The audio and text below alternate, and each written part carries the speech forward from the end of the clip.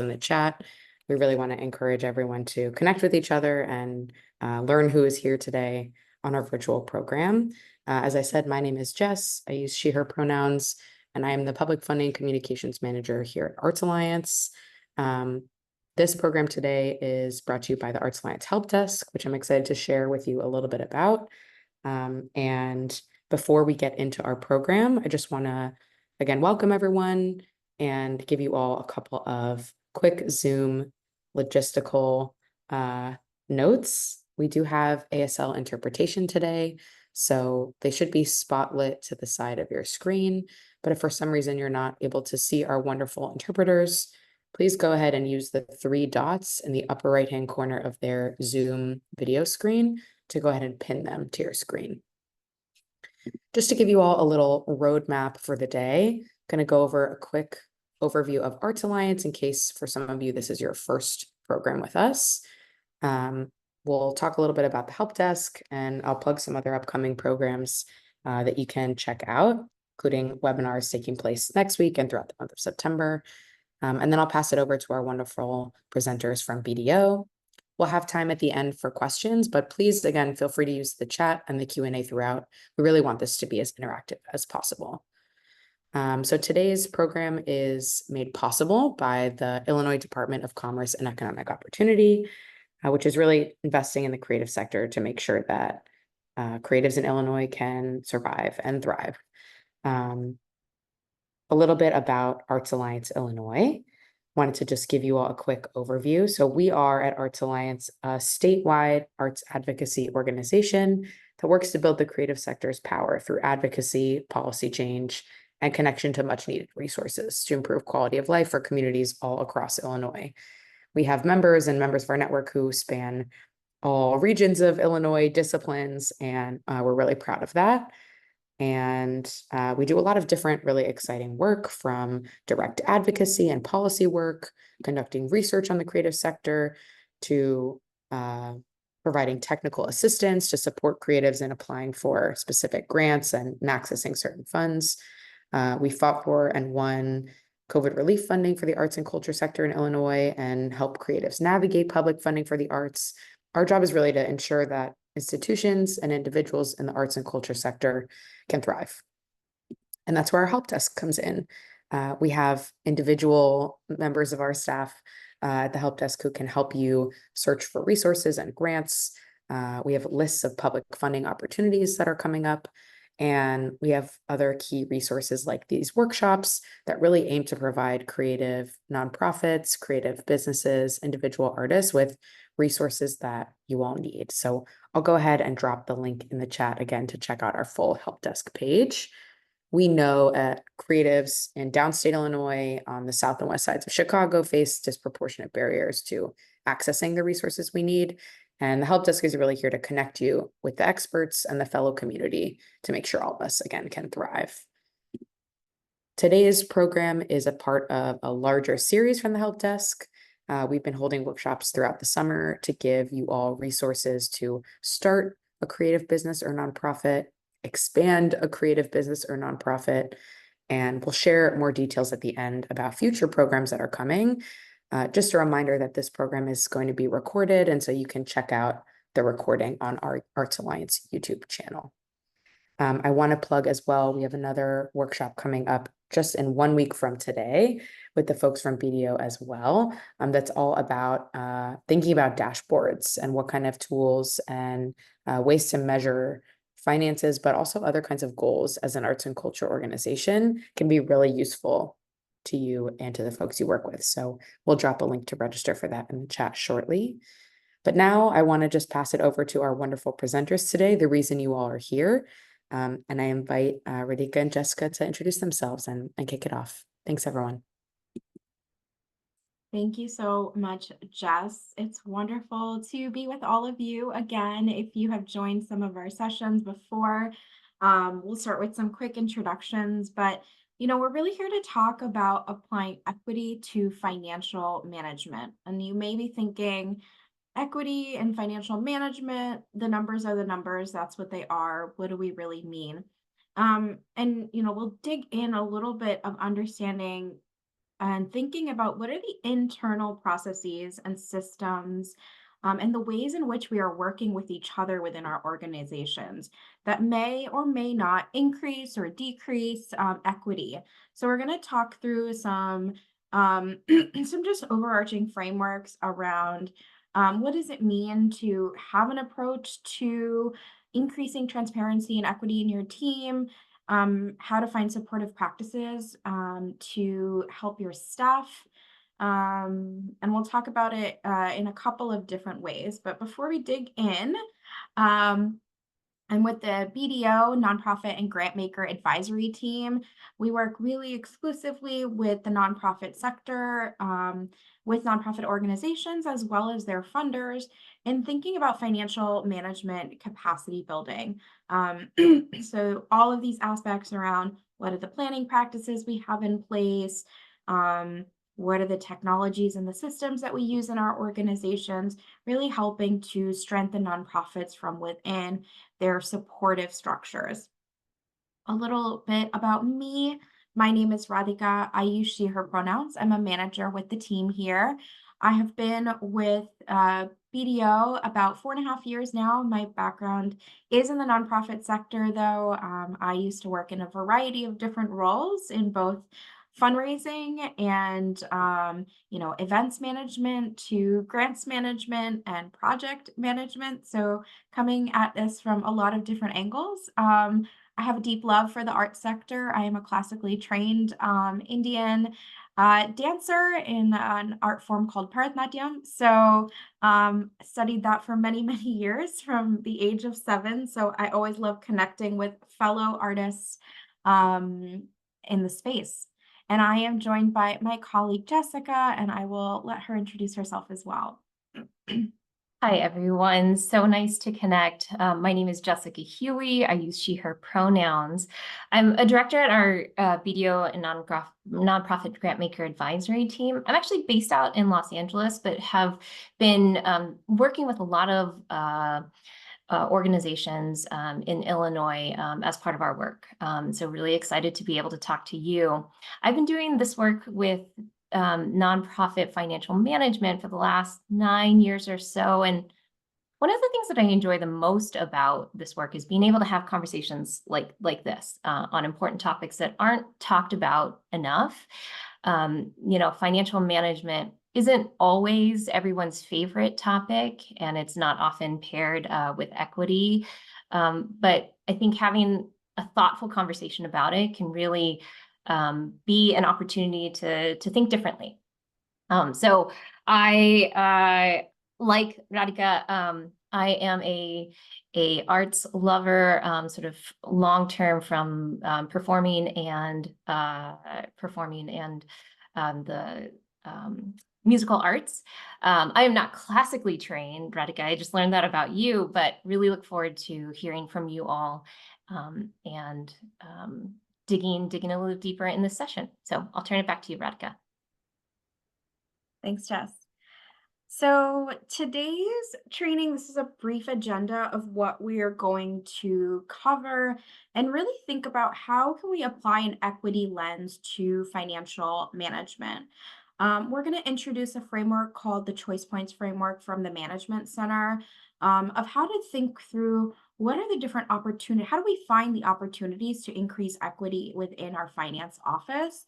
And then we're going to think about that in the lens of 3 different practice areas. So that's financial planning, financial operations, and then performance management. We're going to wrap up with some resources, and we're going to have a little bit of interactivity. So I hope you feel, we know finance and money is not necessarily the easiest topic always, but hope that you feel able to, or however comfortable you feel in sharing your own experiences. We would love to hear that. And you can always, send a message to one of us directly if you want your comments to be anonymous.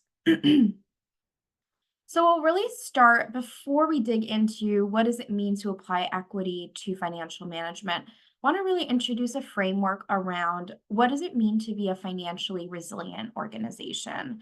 We really see this as starting with an organization's core values. What are the values that your organization prioritizes, and how do they impact the organization's finances? So one of the key ones is equity and inclusion.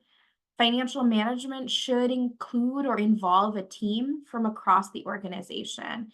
Having perspectives from your program staff, from your development staff, from your operations team really helps to build that trust and transparency in the organization. Maybe even going a step further and considering how does the financial management reflect and represent your community that you're working with or the population that you're serving? Are they considered in how you raise and spend your resources? We see that these organizations are those that have a mission focus, right? Your mission is tied to your programs. How are you prioritizing your resources to reflect that mission? We really see that resilient organizations understand that finance isn't just this transactional unit that is siloed from the rest of the organization and sits separately, but they are core to supporting the mission of your organization. Continuous improvement, facts and assumptions are and current circumstances are constantly changing. So, are you thinking about new ideas, innovations, and growing from what you've learned in the past? And in order to really do that, you need to have the right data in place to rely on that accurate and timely information to make decisions.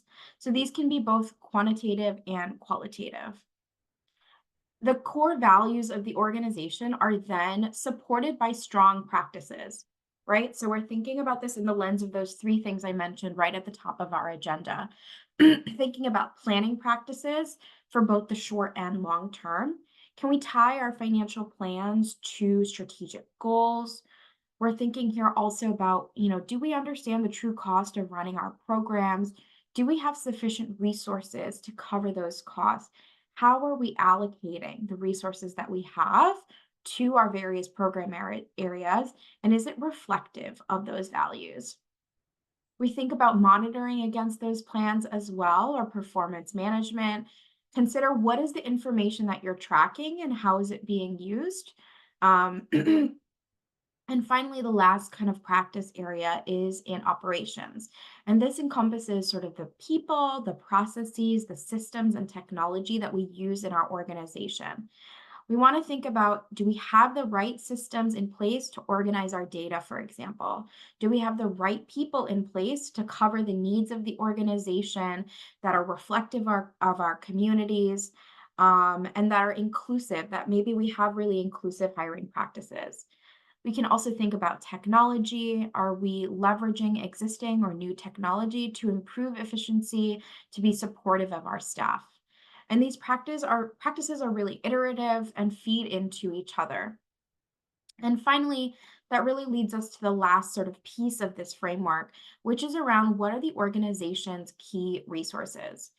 When we say strong resources, we don't just mean financial resources, although of course that is one component of it.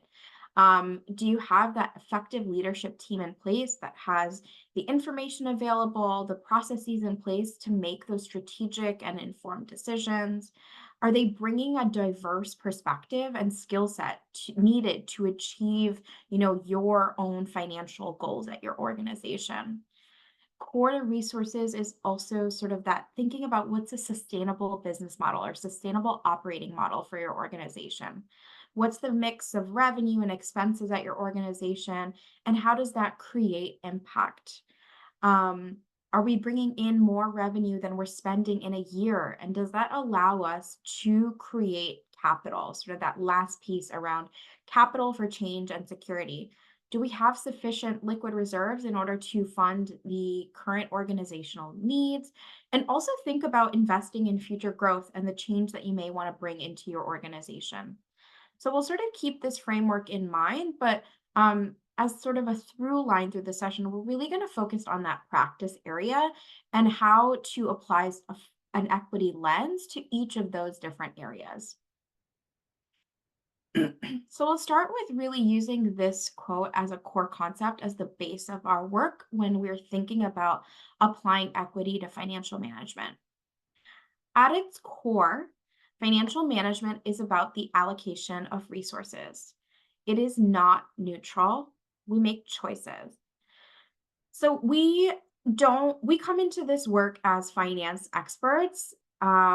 We don't come into this work as equity experts. So I'll put that as a caveat right in the beginning and hope that you will share your own experiences in the chat as we go through today's session.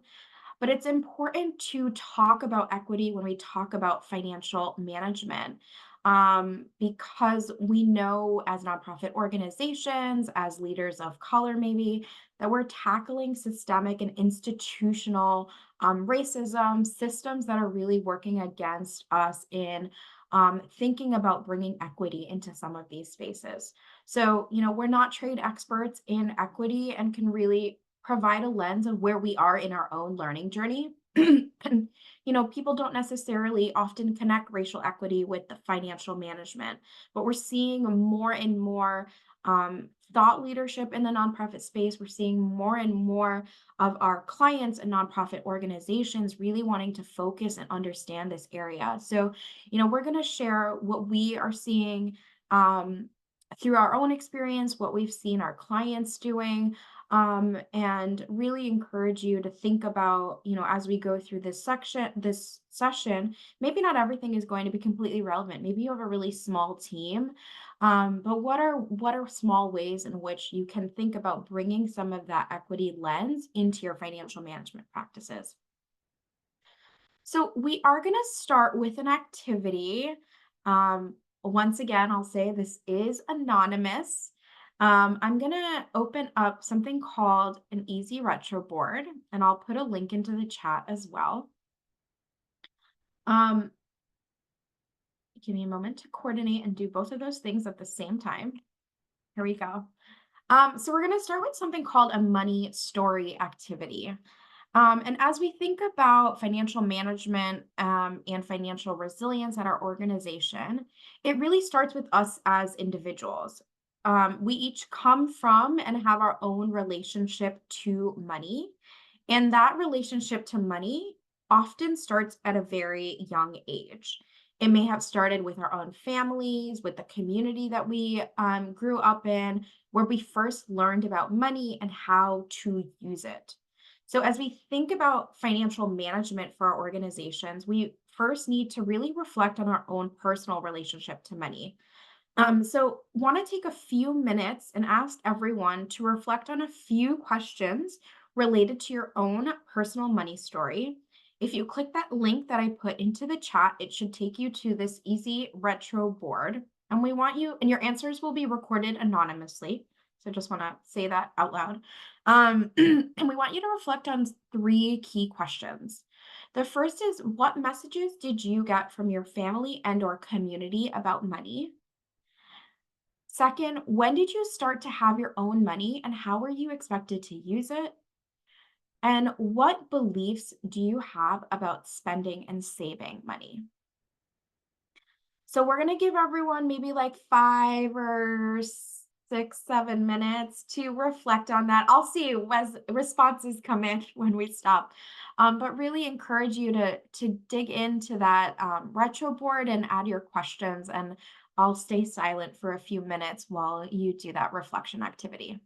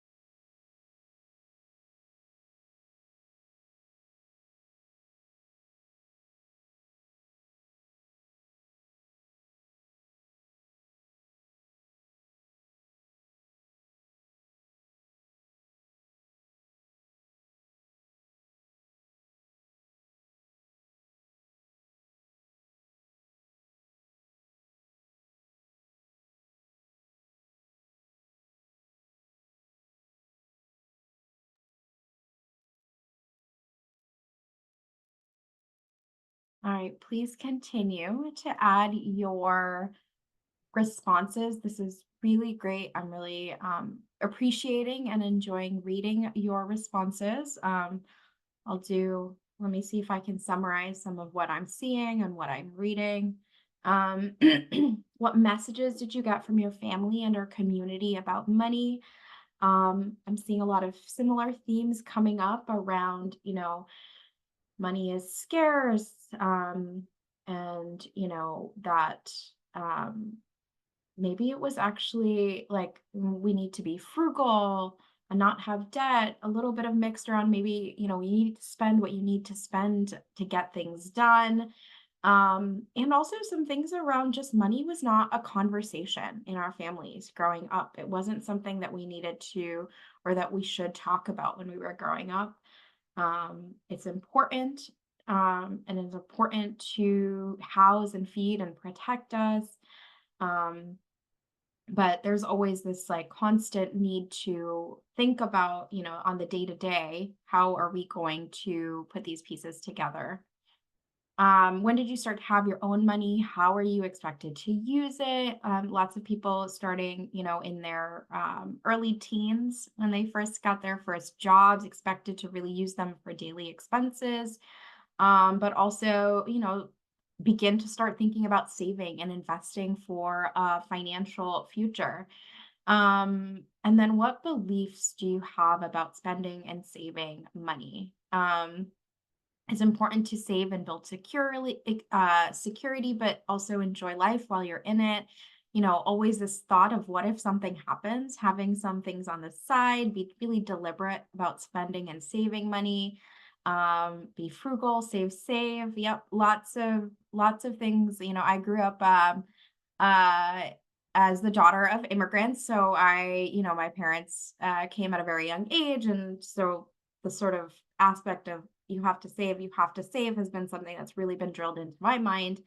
And one, I just really appreciate everyone and your transparency in sharing your experiences.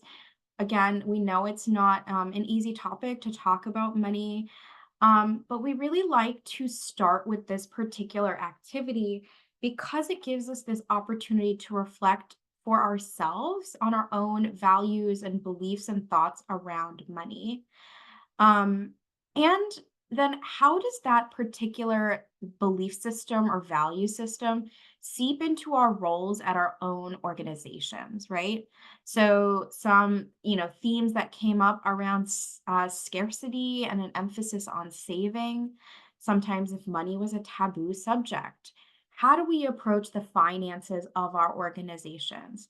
How do we approach this balance of transparency and privacy, right?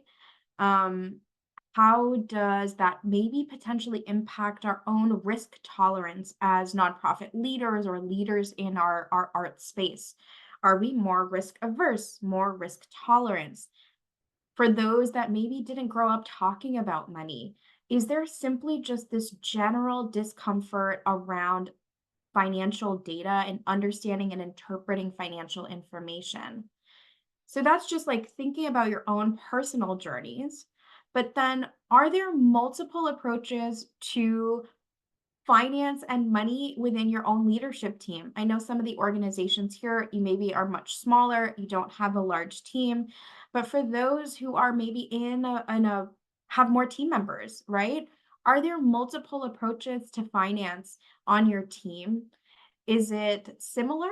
Is it dissimilar? Does it ever lead to conflict when you're thinking about the financial management and the financial resources of your organization? So we all really learn individually from our families, from our communities. And we also know that when we're thinking about money, we are thinking about, the systems.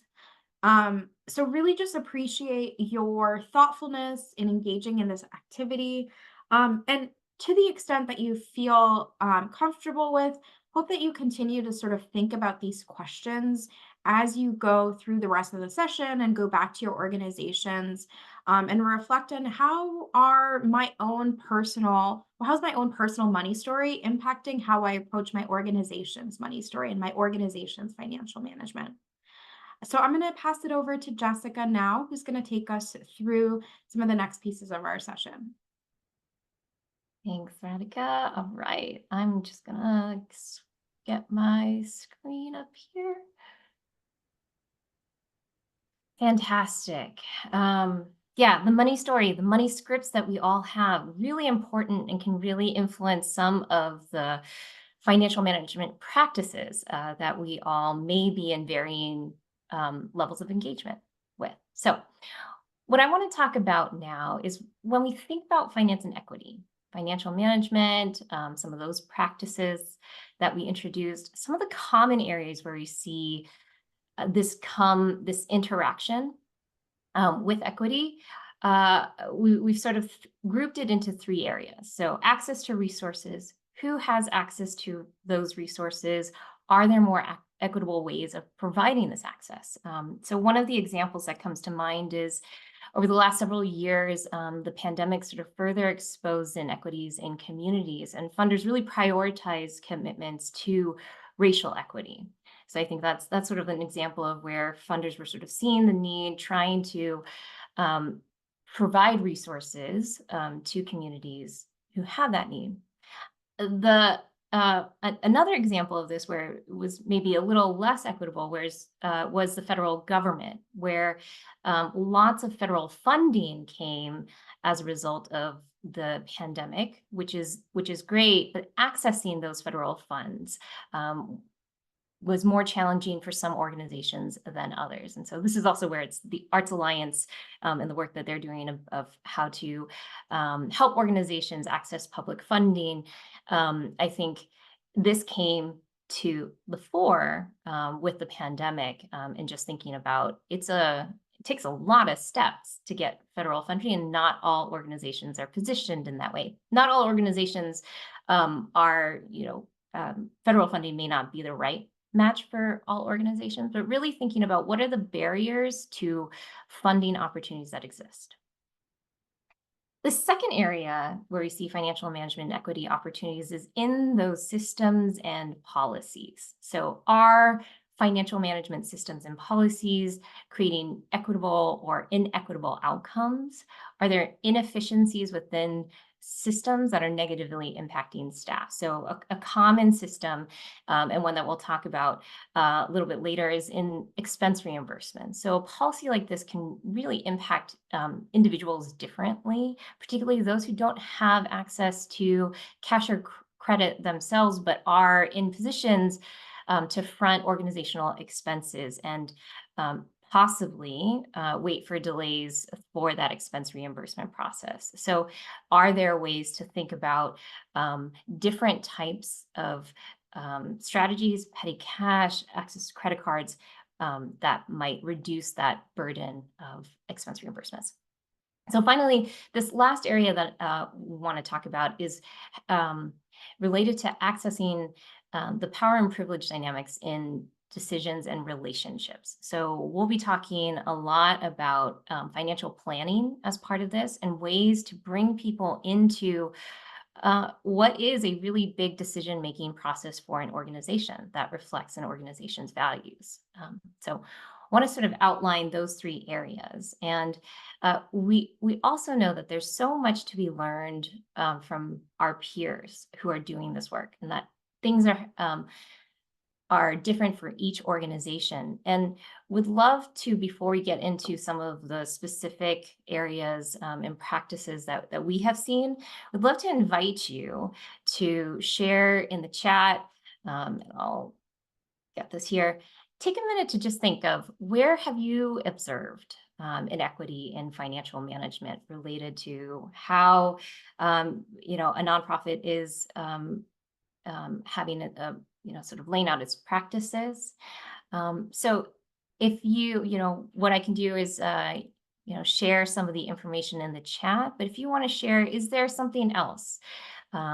Or did some of these examples spark a thought on, I'm seeing sort of inequity in financial management here.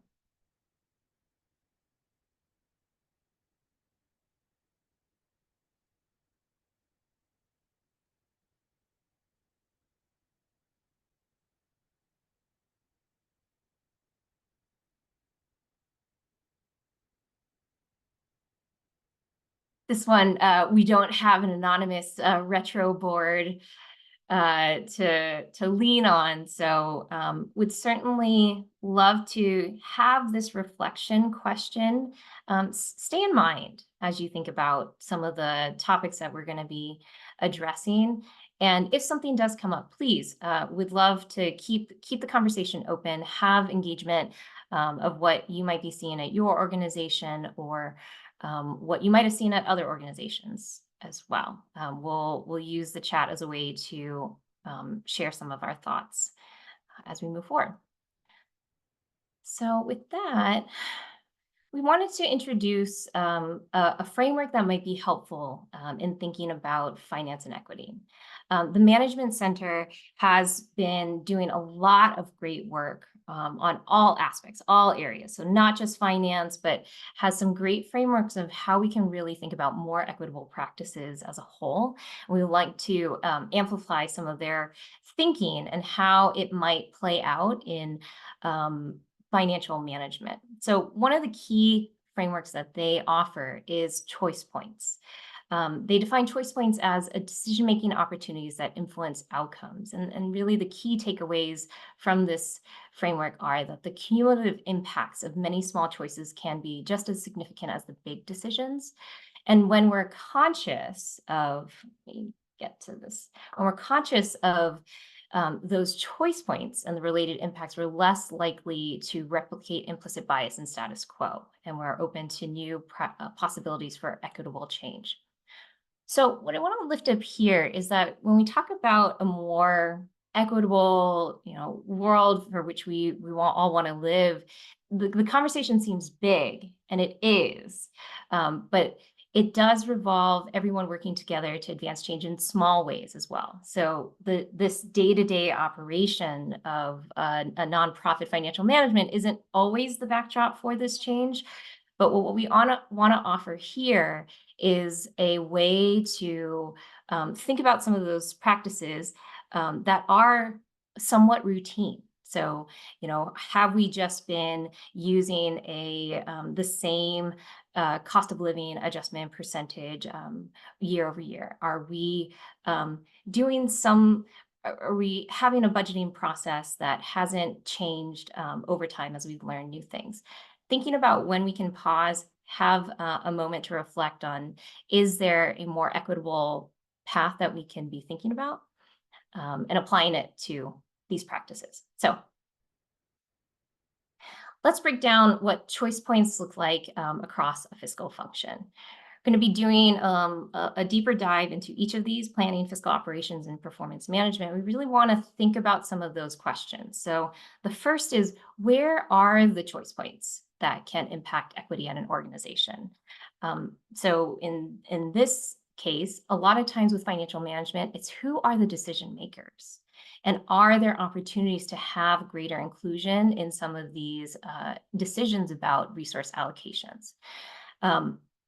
Specific to finance, who's telling the story of the finances for your organizations, of your organization's impact? And how might it be different if somebody else was telling that story? So, example might be a finance staff member could look at lower spending on a budget for a program area and consider that favorable. That's a favorable variance because we didn't spend as much, but the program director might be telling a much different story, that they couldn't hire as soon as they wanted to for this critical role, and they haven't been able to have that desired impact. So it's really important to combine both of those perspectives and stories, and which is why we really want to emphasize that it's not just numbers. The numbers tell one story, but it's really the inclusion of multiple perspectives that's going to give that full picture there. The second question to be asking our organizations is, what organizational decisions and actions may be reinforcing the status quo, implicit bias, and current inequities? So I mentioned when we think about cost of living adjustments, or sometimes for organizations that are planning multi-year budgets. There might be a projection to take your budget, increase it by a certain percentage, but using the same percentage without thinking about different roles in the organization. If there already were wage disparities to begin with, that practice can sometimes further exacerbate inequities that might exist. This is also where individual money stories and scripts can play a role, sometimes in reinforcing the status quo or implicit bias. The next question to think about and reflect on is what organizational decisions and actions can be taken to combat inequity within these areas. So in that last example of a multi-year planning process, maybe there is a compensation study that yields that certain positions are under market and resources could be used and focused to get those positions to market levels rather than across the board increases. So thinking about ways to have an approach that may further dismantle some of the inequities at an organization. This last one is, what are some of the reminder supports, accountability systems that can be structured into an organization's routine practices to keep equity as a high priority? So when we're working with a lot of organizations now, equity has been sort of at the forefront of their strategic planning efforts as a way to signal this is a priority for our organizations. So these are some questions that you can come back to sort of across fiscal functions to reflect on how might we use choice points to reconsider some of our practices. So as Radhika mentioned, this framework of financial resilience, what we are starting with that inner circle of values, mission-based equity, and seeing how that can drive those practices as opposed to the other way around. All right, so let's get into some financial planning. One of the ways to apply an equity lens in financial planning is creating a team-based process. So financial planning is one of those critical practices at any organization, yet I think what I have often heard is we meet with organizations that for a variety of reasons have maybe one or two people who are really and deeply involved in the budgeting process. And, this is where I might lift up some of the responses in the money story exercise. There's some anxiety around financial management. There might be, this might be a topic that is not what people want to discuss or don't have as much practice discussing. So maybe people are opting out of the process themselves. Maybe it's there hasn't been an entry point to, there hasn't been an invitation to participate in this process. So for a variety of reasons, I have heard that organizations are sort of limited in this budgeting process. But what I want to say that an organization doesn't have to have a team-based process that everyone has to have the same level of involvement. What I want to talk about is like how you can provide entryways for different folks to be a part of a more inclusive process in a meaningful way. So just because an organization doesn't have a team-based process doesn't mean they don't want it. It may mean that there are steps to take in order to allow for that level of inclusion. So one example that I'd like to offer is I worked with an executive director, and she was seeking a way to have a more inclusive annual budgeting process. She'd had some transitions in the finance role and was left sort of in that precarious position that we all don't want to be in, where the one operations staff left without much documentation. And, as a result, financial reports weren't being produced regularly. The grant report budgets were being put together in silos, and it was already past time to do the current year's budgeting process. And so, as you can probably tell, that the executive director was well under capacity, and she didn't have a finance position in the organization. So it's difficult to get that accurate picture and that starting point. So what we worked on first is building a little bit of that capacity and providing the financial data in order to have a working financial picture. So there's quite a bit of time building that capacity and getting to a starting place.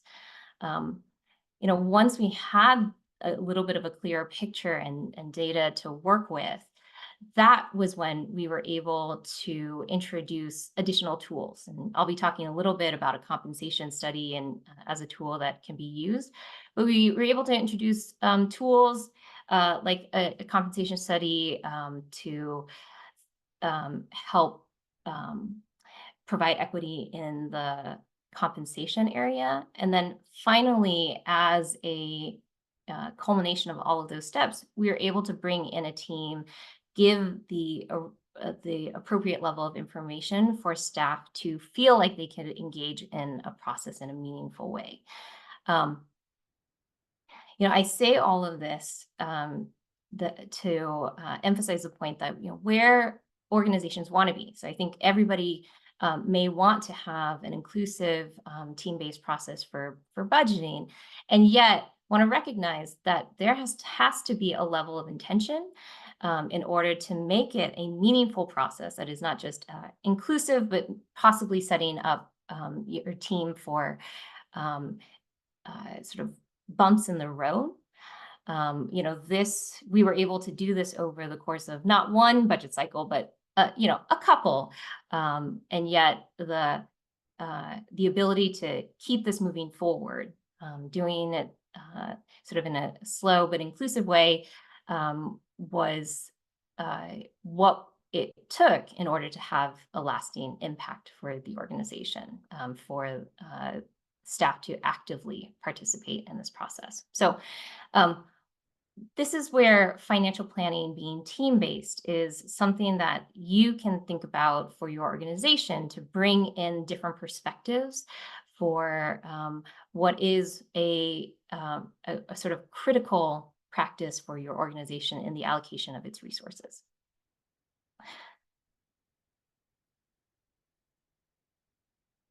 This next area that I want to talk through is a little bit more of a step-by-step of the annual budgeting process. So having a goal of inclusivity in financial planning requires that intention and planning and taking those necessary steps up front.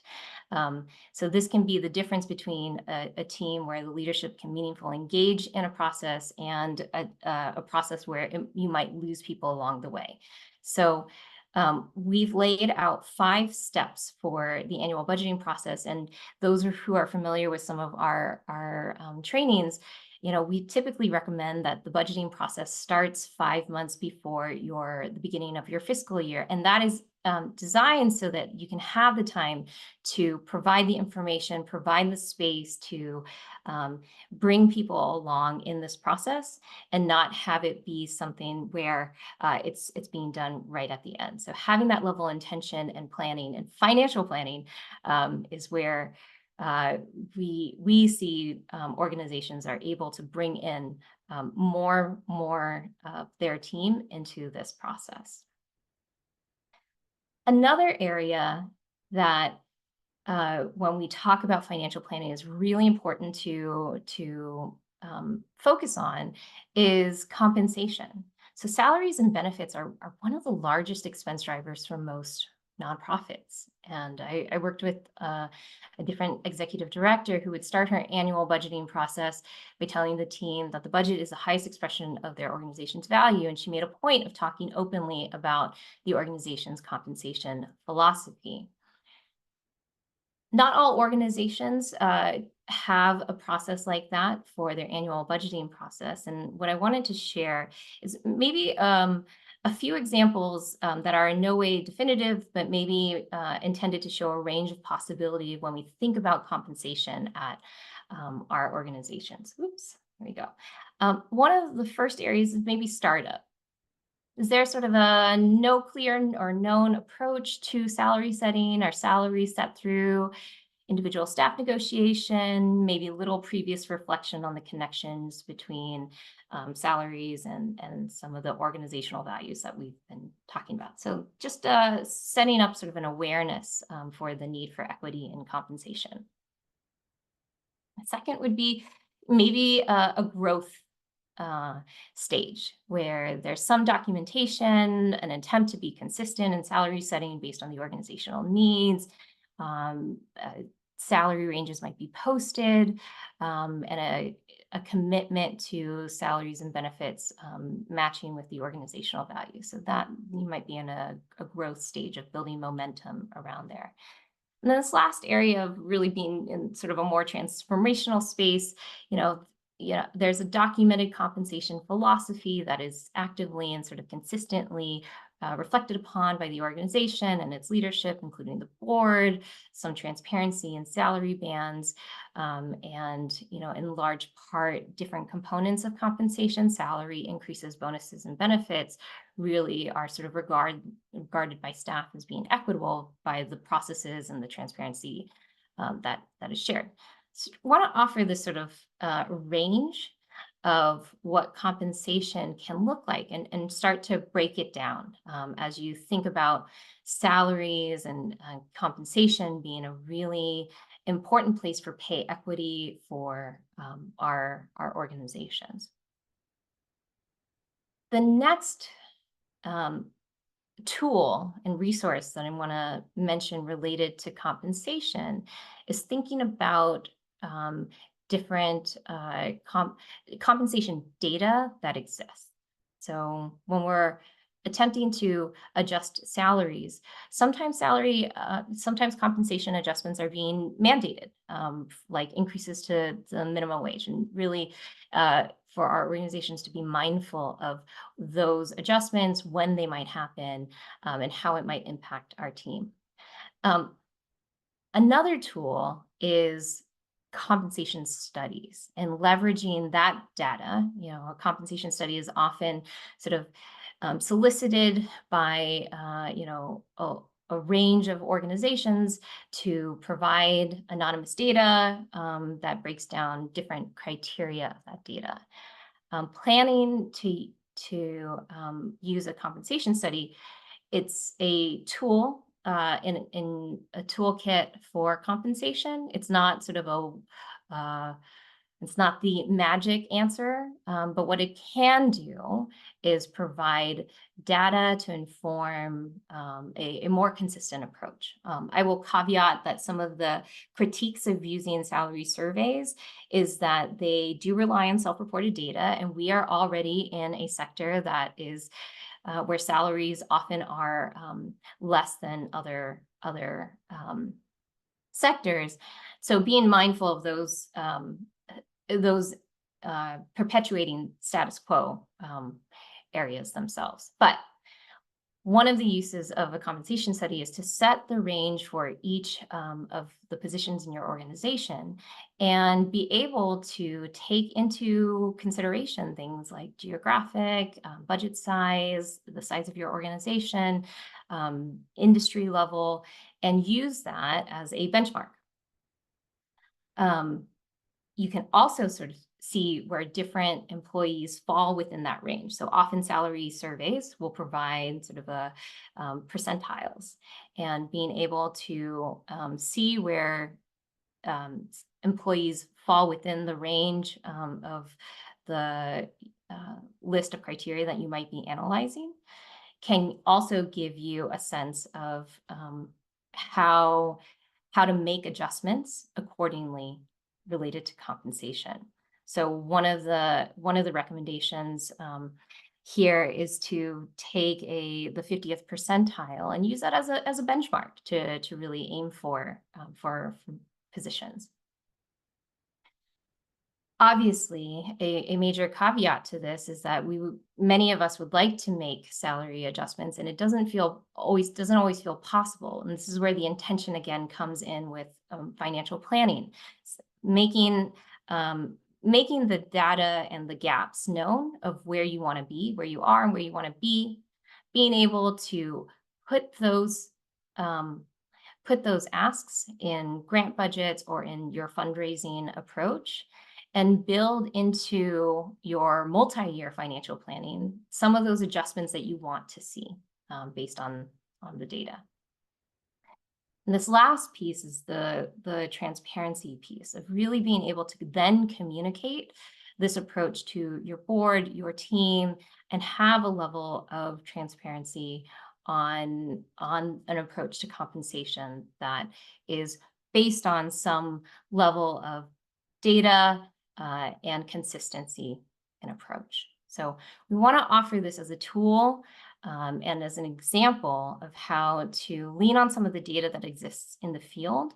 If I go back to the original example that I had of the executive director who was trying to build a more inclusive budgeting process, they were able to use a compensation study and did include data that we sifted through, but focused on the geography, focused on the work of the organization, and was able to pinpoint as a benchmark, again, as a benchmark, not the end all be all number, to inform how to think about making some of those future salary setting practices. So with that, I want to just go into a couple of other considerations for staff retention that don't require sort of an extensive tool like a compensation study, but might be things that your organization is already doing with some tweaks to the process. So a lot of organizations are using a cost of living adjustment as an annual budgeting practice.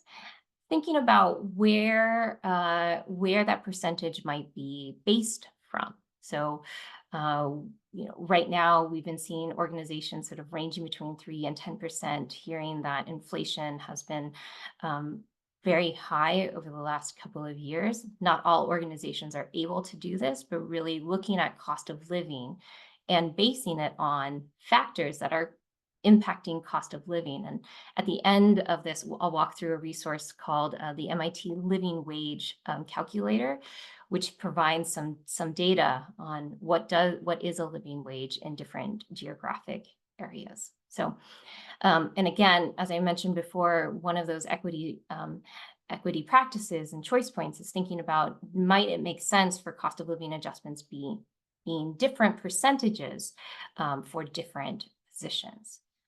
Also, when thinking about bonuses and salary adjustments, are there flat amounts across all staff that might be more equitable than tiered bonuses? And then some of these other other employee benefits that are separate and apart from compensation is thinking about policies like PTO policies, some of the workplace flexibility. And then as we've seen over the last several years with more remote working, some of those stipends and allowances for remote working. All right.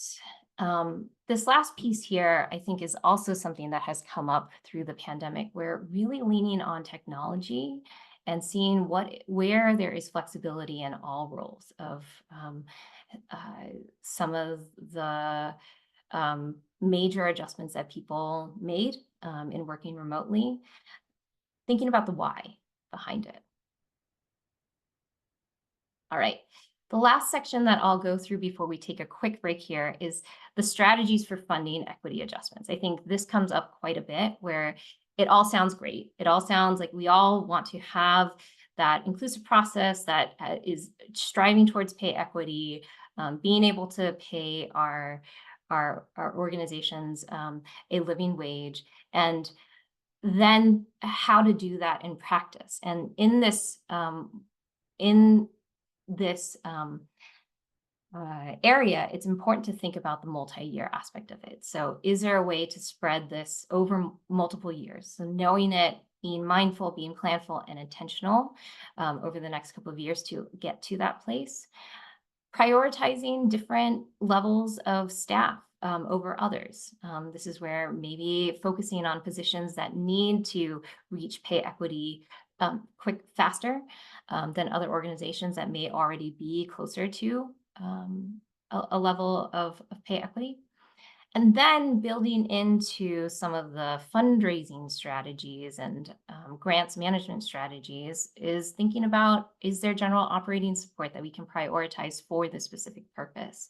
Are there ways to talk to funders to increase the indirect cost rate that can be used to focus on this area as well? And being explicit about this as a value for your organization, of pay equity being something just as important as other programmatic activities, and really being able to name that as a value for your organization. All right. With that, I want to take a minute, see if there are any questions in the either in the chat or coming off mute, and then we'll take a 5-minute break after that.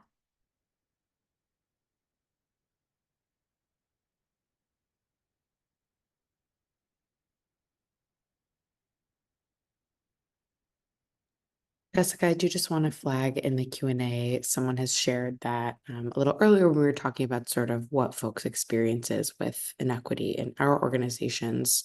Someone shared that a lot of how this shows up for them is in distribution of salaries with, they've said, with ethnically diverse individuals getting paid less than white counterparts. So sort of how racial inequity and financial inequity in salaries are overlapping. Absolutely. Yeah, thank you for that.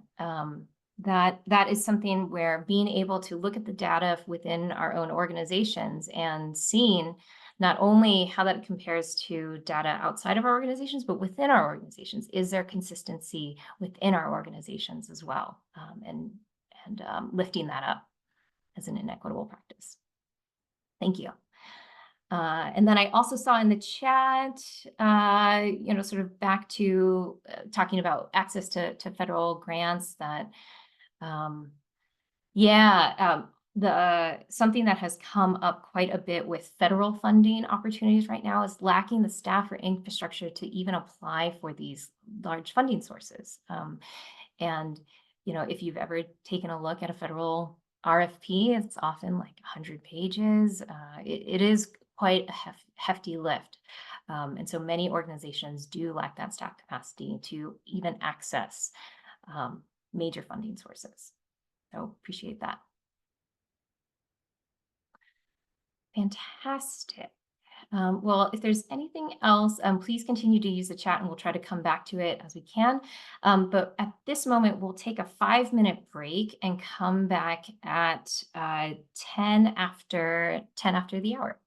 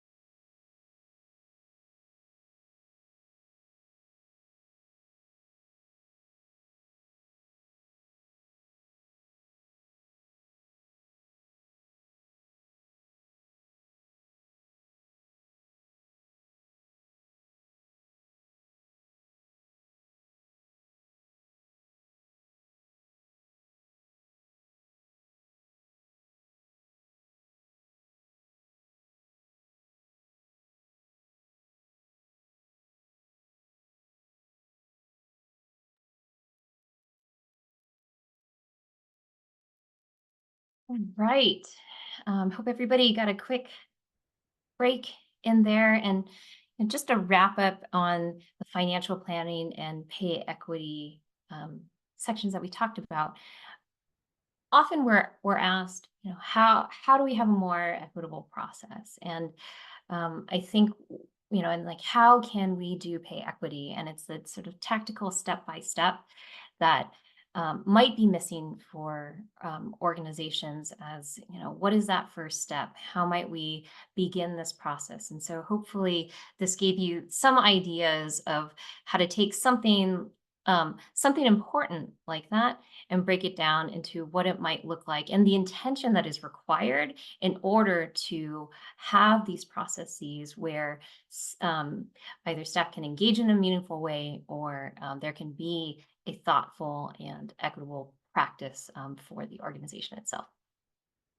So where I want to take us as we round out our time together is to do an overview of financial operations, and then pass it back to Radhika to close us out with performance management and what that might look like, applying an equity lens to those processes. And so when we talk about financial operations, what we really are thinking about are people and teams, the technology and workflows. And this is also where thinking about how we interact with spending, how we interact with money flowing in and out of an organization. This is where operations, you see it all in full. Again, the Management Center has great resources on some of the operational choice points that we have. So, if we think a little bit of a specific example of recruiting, are we only posting in certain places? And that's just because we've done it this way.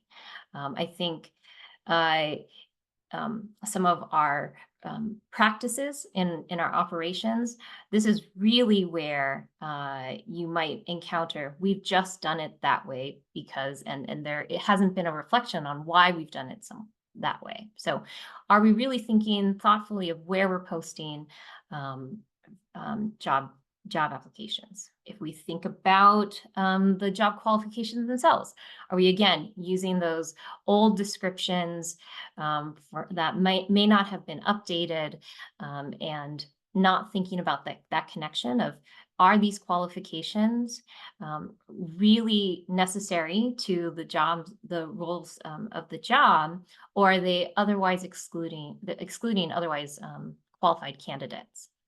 So having a little bit of a thoughtfulness there.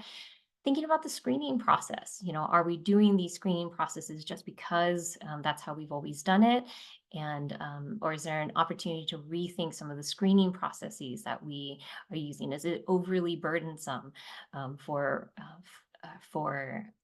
applicants in this process? And then, once you go through that whole cycle of staff development, are we only prioritizing opportunities like conferences and professional development for certain staff and certain roles, or is there opportunities to think about this more equitably? So when it comes to finance, one of the biggest areas of operations is policies and procedures, which I'm sure is everyone's favorite topic, and exactly the place where people would see some of the equity lens being added. I say that jokingly because most times we talk to organizations, and the fiscal policies and procedures is a document that isn't referenced in real time. And yet it contains a lot of practices and processes that could be reconsidered. So this is a moment to think about what might exist, what might the status quo have been for some of these processes. And one of the areas that I want to focus on for operations is thinking about when we're when staff are sort of touching and being asked to play a part in the financial management. So this, again, we talked a little bit about expense reimbursement policies and how that might impact individuals who are having to front expenses, and thinking about other ways. Is there access to petty cash? Is there access to credit cards? And if not credit cards, are there access to purchase cards or debit cards where you can set a limit? It's thinking about some of those expectations we have of the work itself, and being able to consider the impact on different members of our team. So this also extends to some other considerations like vendor selection. Are we using the same vendors because that's just how it's always been? Or is there also an equitable process of selecting vendors that resonate with our organization's values? Thinking about who has access to different types of resources for the organization. And is there a way to give people the resources that they need in order to do their work without impacting them negatively? And then also thinking about operational investments of where are we prioritizing some of the operational infrastructure. So sometimes certain programs are being prioritized because it's easier to fund, but are we really thinking about some of those operational investments as well across the board that might help the whole organization? So those are some of the considerations for operations I want to walk through, and then I'm going to pass it over to Radhika to talk about inclusive performance management. Thanks, Jessica. So we are at almost the end of our session, but we have one final practice area to talk about, which is performance management. And when you think about performance management, we're thinking about monitoring against those plans that we made. And the first place that we can start to think about this is through the lens of reporting, right? Financial reporting. Who are we reporting to? What's the audience? And a couple of things that really come to mind when we're thinking about financial reporting is in really knowing who your audience is. So consider the stakeholder that you are creating reports for. Is there an audience that we aren't currently sharing information with, but could benefit from having information and financial data?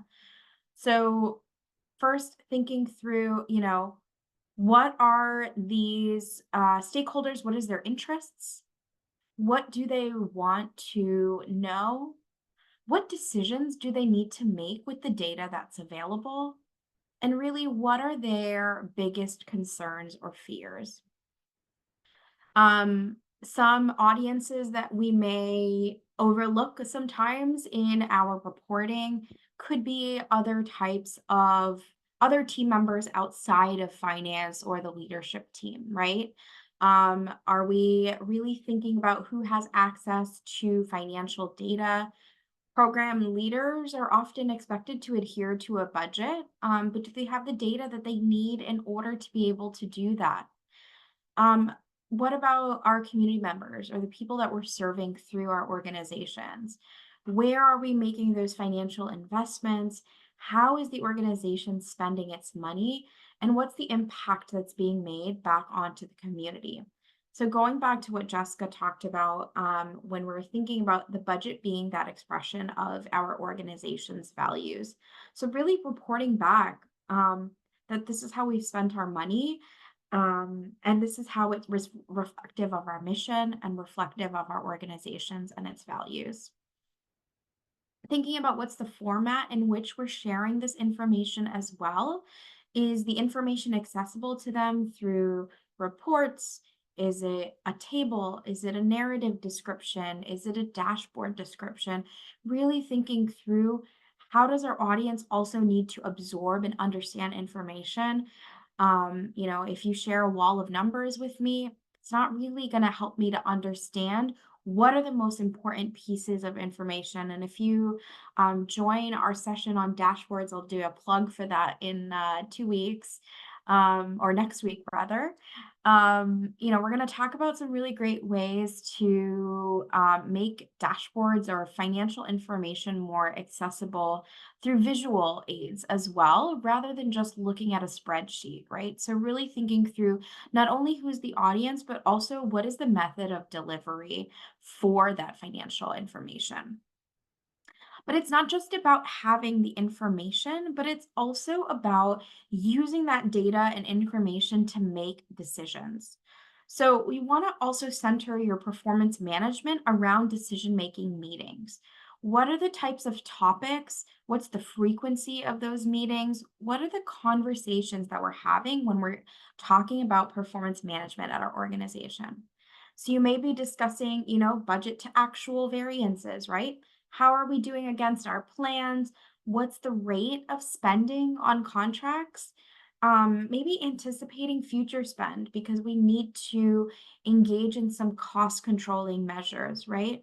So, one exercise that can be really helpful for organizations is when you are thinking about putting together those reports or identifying expenses in a budget, that you might think about breaking it down between things that are controllable expenses versus non-controllable expenses in a particular program leader's purview. So for example, non-controllable expenses, if you have space for like rent, you have utilities, those are not things that program directors can necessarily impact in their budget. And so being expected to reflect on those variances is not necessarily a useful exercise. But what are the expenses that the program team can actually make decisions around, right? Maybe it's the supplies that you're ordering, it's the contractors that you're hiring.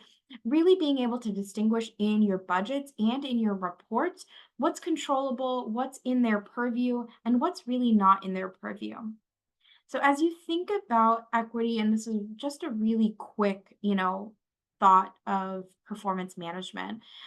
So as you think about equity and performance management, making sure that finance and programs and development, all these people are coming together in the organization, meeting consistently with the right information and data available to meet the priorities of the organization, really having that shared understanding and shared language around the numbers and what's being expected about each of these stakeholders as we come to the table to make decisions.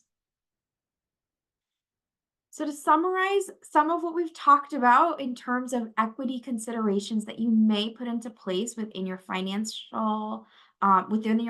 office practices, right? So we talked a lot about planning, right? Financial planning, and what are those processes that can be inclusive and provide the space for equitable support in participating in that budgeting process.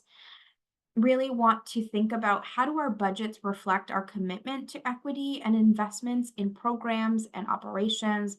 We talked a lot here around staff compensation. For most organizations, most nonprofits, we are service-oriented organizations. And so our people, our staff, the personnel are really the biggest parts of our budget, right? So hopefully equitable compensation and staffing practices are a big part of your conversation when you engage in financial planning and in the budgeting process.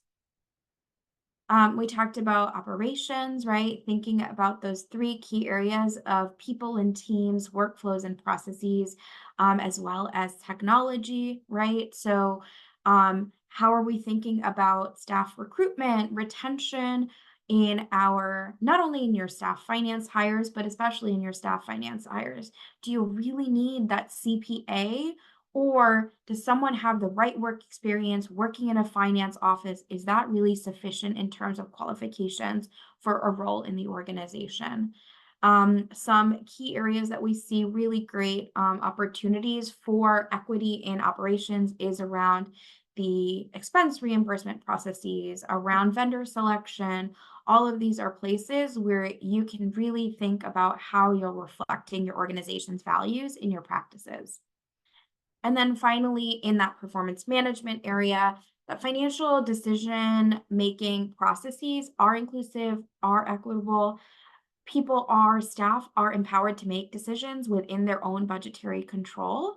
and that they have the reliable and timely financial reports to provide to relevant people in the organization or even external stakeholders to the organization. So definitely want to leave some time for questions and encourage you to open the chat and share those questions. But I want to go through a couple of resources first before we talk about the any questions you may have. You'll hear us plug strongnonprofits.org. It is a website that was created by our team in collaboration with the Wallace Foundation, all around supporting organizations, nonprofit organizations with free tools and resources around financial management. So lots of great opportunities there. A financial equity and financial management self-assessment. So if you really want to think through, how are we reflecting on our own organization's practices? So a tool here is to think about, where in all of these different areas of planning and operations and performance management, a way for organizations to reflect. An article around addressing equity in the finance function, 5 key areas where we see could be the most impactful. And then I want to also encourage some other external resources. One through LEAP ambassadors around how financial management reflects your equity values, and turn you to the MIT Living Wage Calculator. So if part of the conversation today you really engaged with was around compensation practices, the MIT Living Wage Calculator is a really good resource to thinking through, how can we equitably compensate our staff? And you can filter by a number of different factors. We just have a little screenshot here of what that looks like for Illinois. But encourage you to dig into some of those resources. So before we say goodbye for today's session, want to go back and see if there are any questions that have come up from anyone, or if you want to share in the chat, what's an action step that you are thinking about taking after today's session to embed more equitable practices into your own finance function or just in your organization in general.